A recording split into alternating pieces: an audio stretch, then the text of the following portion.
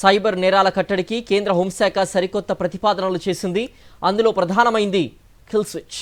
Bank లావాదేవీల్ని తక్షణమే freeze చేసే సాధనమే kill switch. ఇంతకీ ఆ సాధనం ఎప్పుడు ఎలా పనిచేస్తుంది?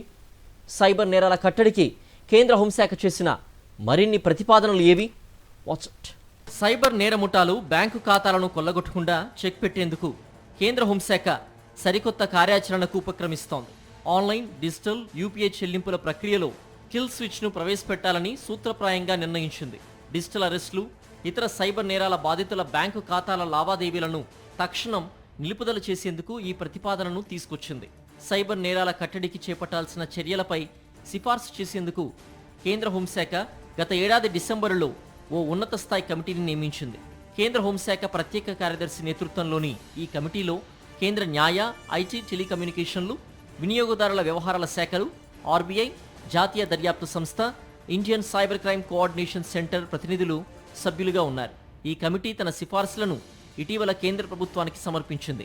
కిల్ స్విచ్ సాధనాన్ని అందుబాటులోకి తేవడంతో పాటు సైబర్ క్రైమ్ నేరాలకు బీమా సౌకర్యం కల్పించాలని కూడా ప్రతిపాదించారు. ఆన్లైన్ బ్యాంకింగ్, డిజిటల్ చెల్లింపులు, యూపీఐ చెల్లింపుల విధానంలో ఈ కిల్ స్విచ్ అనే బటన్ను ప్రవేశపెట్టాలని కేంద్ర హోంశాఖ కమిటీ ప్రతిపాదించింది.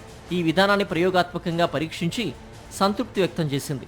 కంప్యూటర్లు, మొబైల్ ఫోన్లలోని బ్యాంకింగ్ యాప్లు, యూపీఐ యాప్లలో ఈ కిల్ స్విచ్ బటన్ను ఏర్పాటు చేస్తారు. డిజిటల్ అరెస్టు, ఇతర సైబర్ నేరాల బారిన పడ్డామని గుర్తించగానే ఆ కిల్ స్విచ్ బటన్ను నొక్కితే చాలు, వారి అన్ని బ్యాంకు ఖాతాలు వెంటనే స్తంభించిపోతాయి. ఆ ఖాతాల నుంచి ఇతర ఖాతాలకు నగదు బదిలీ గాని, ఇతర లావాదేవీలు గాని సాధ్యం కాదు. దీంతో సైబర్ నేర ముఠాలు బెదిరింపులకు పాల్పడి సామాన్యుల బ్యాంకు ఖాతాల నుంచి నగదు బదిలీ చేయించుకోవడానికి అడ్డుకట్ట వేయొచ్చని కేంద్ర హోంశాఖ కమిటీ భావిస్తోంది. ఈ ప్రతిపాదనను కేంద్ర ప్రభుత్వానికి సమర్పించడంతో పాటు సుప్రీంకోర్టుకు నివేదించింది. ఇక ఇదే అంశంపై ప్రభుత్వ రంగ బ్యాంకుల ప్రతినిధులతో కూడా సమావేశం నిర్వహించింది. సైబర్ నేరాలను బీమా పరిధిలోకి తీసుకొచ్చే అంశాన్ని కూడా ఈ కమిటీ సిఫార్సు చేసింది. బ్యాంకు ఖాతాలు ఉన్నవారు బీమా చేసుకుంటే సైబర్ నేరాలకు గురైతే బీమా పరిహారం పొందొచ్చు. ఈ ప్రతిపాదనపై ఆర్బీఐ దేశంలోని జాతీయ బ్యాంకులు, బీమా సంస్థలతో మరోసారి సమావేశమై తుది నిర్ణయం తీసుకునే అవకాశం ఉంది. దేశంలో సైబర్ నేర ముఠాలు 2024-25లో దేశంలో 34,771 కోట్లు కొల్లగొట్టాయి.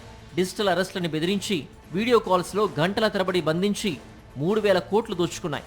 దీంతో తీవ్రంగా స్పందించిన సుప్రీంకోర్టు ఈ అంశాన్ని సుమోటోగా స్వీకరించింది. డిజిటల్ అరెస్టులు, సైబర్ నేరాల కట్టడికి ఎలాంటి చర్యలు చేపడతారో చెప్పాలని కేంద్ర హోంశాఖను ఆదేశించింది. ఫలితంగా కేంద్ర హోంశాఖ ఉన్నత స్థాయి కమిటీని ఏర్పాటు చేసింది. కిల్ స్విచ్ బటన్ ఏర్పాటు, సైబర్ నేరాలకు బీమా భద్రతతో పాటుగా మరికొన్ని అంశాలను ప్రతిపాదించింది. సుప్రీంకోర్టు పరిశీలన అనంతరం కేంద్ర హోంశాఖ తదుపరి కార్యాచరణ చేపడుతుంది.